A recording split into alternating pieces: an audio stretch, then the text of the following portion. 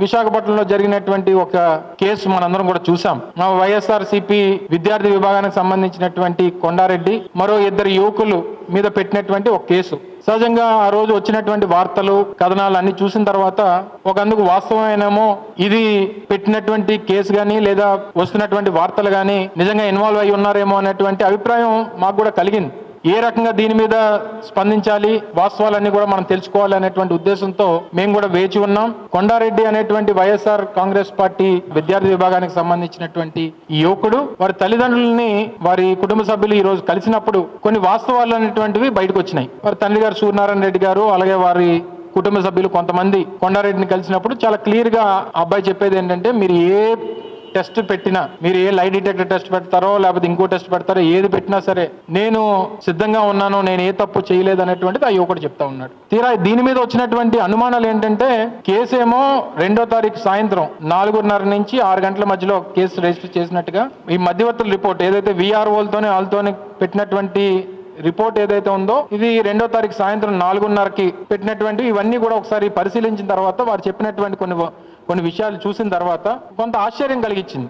4:30కి ముగ్గురిని పట్టుకున్నామని చెప్పి ఎఫ్ఐఆర్ చెప్తుంది, 5:45కి వాళ్ళని అదుపులో తీసుకున్నామని చెప్తుంది. ఈ వీఆర్ఓలు వీళ్ళందరి సమక్షంలో మధ్యవర్తులు రిపోర్ట్ రాసింది సాయంత్రం 4:30కి 2వ తారీఖు చేశామని చెప్పి ఈ వారు ఇచ్చినటువంటి పోలీస్ రిపోర్ట్ చెప్తా ఉంది. తీరా అబ్బాయినేమో అరెస్ట్ చేసింది 2వ తారీఖు ఉదయం కరెక్ట్ గా అయితే 7:10 జైబేరి జంక్షన్ దగ్గర కిన్నెరా కామేశ్వరి ఈ థియేటర్స్ ఏవైతే ఉన్నాయో పక్కన ఉన్నటువంటి జైబేరి ఆటోమోటివ్ పక్కన 7:10 అబ్బాయిని టాస్క్ ఫోర్స్ పోలీసులు అదుపులో తీసుకున్నారు. ఒకసారి దానికి సంబంధించినటువంటి వీడియో కూడా దయచేసి మీరు అందరూ కూడా చూడాలి.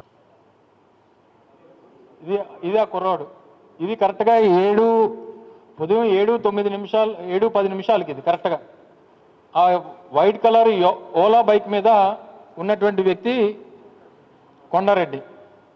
ఆ చుట్టుపక్కల ఉన్నటువంటి వారు అందరూ కూడా టాస్క్ ఫోర్స్ పోలీసులు. ఆ టాస్క్ ఫోర్స్ పోలీసు కూడా అబ్బాయి మీద చేయి చేసుకున్నటువంటి విజువల్స్ కూడా కనబడుతున్నాయి. కొంతమంది వెనకాతల మాస్కులు పెట్టుకొని వచ్చారు. సరే, ప్రాబ్లీ పోలీస్ అయి ఉండొచ్చు, ఎవరు యూనిఫామ్స్లో లేరు. దగ్గర 14 మంది వచ్చారు అనుకుంటా. ఎన్ని బైకులు వచ్చాయి మొత్తం? 1 2 3 4 5 7 బైకులు వచ్చాయి మొత్తం. 14 మంది టాస్క్ ఫోర్స్ పోలీసు 7:10 ఇది 7:10 నుంచి జరుగుతున్నటువంటి సీక్వెన్స్ ఇదంతా కూడా.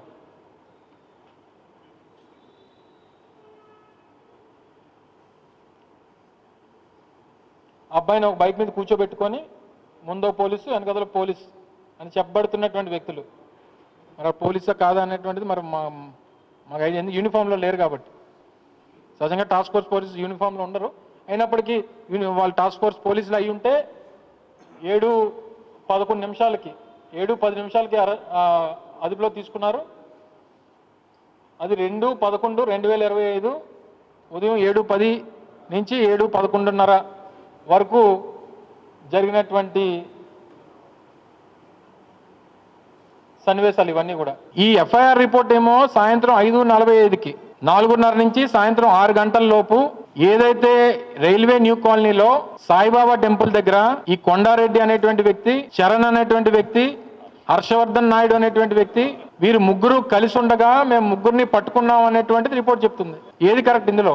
ఒకవేళ సాయంత్రం 5:45కే వాడిని పట్టుకుంటే సాయంత్రం 4:30 నుంచి 6 గంటల లోపు ఇదంతా జరిగితే మరి ఉదయం 11:10 ఇది తెలుగుదేశం పార్టీ అఫీషియల్ హ్యాండిల్. ఇది 2వ తారీఖు సాయంత్రం 4:30 నుంచి 6 గంటల లోపు వీళ్ళు పట్టుబడితే ఉదయం 11 గంటలకి తెలుగుదేశం పార్టీ అఫీషియల్ హ్యాండిల్ ఎలా పెట్టారండి ఇది? ఇందులో పెద్దలు జగన్మోహన్ రెడ్డి గారితో తనకున్నటువంటి ఫోటోగ్రాఫు, నాతో పాటు ఉన్నటువంటి ఒక ఫోటోగ్రాఫు, అలాగే మాజీ పార్లమెంట్ సభ్యులు ఎంవివి సత్యనారాయణ గారితో ఉన్నటువంటి ఫొటోస్ అన్ని కూడా పెట్టి ఉదయం 11:20 11:30 అంటే సాయంత్రం 2వ తారీఖు సాయంత్రం 5:30కి జరిగితే 4:30 నుంచి 6 గంటల మధ్యలో జరిగితే ఉదయం 11 గంటలకు ఎలాగా తెలుగుదేశం పార్టీ అఫీషియల్ హ్యాండిల్లోకి వచ్చాడు? అంటే వీరి దగ్గర ఆదిత్య 369 బాలకృష్ణ టైం మెషిన్ ఇచ్చాడా, లేకపోతే చంద్రబాబు నాయుడు గారు విజనరీ కాబట్టి రాబోయే కాలంలో ఏం జరుగుతుందో చెప్పగలిగేటువంటి శక్తి చంద్రబాబు నాయుడు గారికి ఉంది కాబట్టి వీళ్ళ దగ్గర ఏమన్నా అటువంటి పోతులూరు వీరబ్రహ్మేంద్ర స్వామి గారు భవిష్యత్తులో ఏం జరుగుతుంది చెప్పగలిగినటువంటి శక్తి ఏమైనా చంద్రబాబు నాయుడు గారికి ఆ పార్టీకి ఏమైనా ఉందా?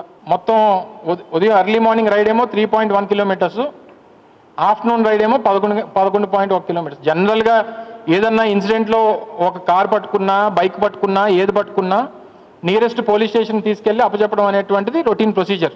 మరి ఈ బైక్ 14 కిలోమీటర్లు ఎందుకు తిరిగింది? 14 కిలోమీటర్లు ఈ బైక్ని తిప్పాల్సినటువంటి అవసరం పోలీసులకు ఏమొచ్చింది? అంటే దీన్ని తిప్పి తీసుకుని వచ్చి రైల్వే న్యూ కాలనీలో పెడితే వారు అనుకున్నటువంటి స్కీమ్ ఏదైతే ఉందో, లేదా దీన్ని ఒక పద్ధతి ప్రకారం దీన్ని ఎలా క్రియేట్ చేయాలని చెప్పని అనుకున్నారో అనుకున్నటువంటి దానికి తగ్గట్టు ఈ ప్లానింగ్ అంతా జరిగింది అనేటువంటిది వారి కుటుంబ సభ్యులు, వారి తల్లిదండ్రుల తాలూకా ఆరోపణ. సో ఆ అబ్బాయిని వారి కుటుంబ సభ్యులు కలిసినప్పుడు చెప్పినటువంటి విషయాలు, వారంతటా వారుగా మా అబ్బాయి తప్పు చేయలేదు, ఇది మా కుటుంబం మీద లేదా మా పార్టీ మీద జరుగుతున్నటువంటి కుట్ర అనేటువంటి దాన్ని బయట పెట్టాలనేటువంటి ఉద్దేశంతో తాపత్రయపడి తీసినటువంటి సమాచారం ఇదంతా కూడా.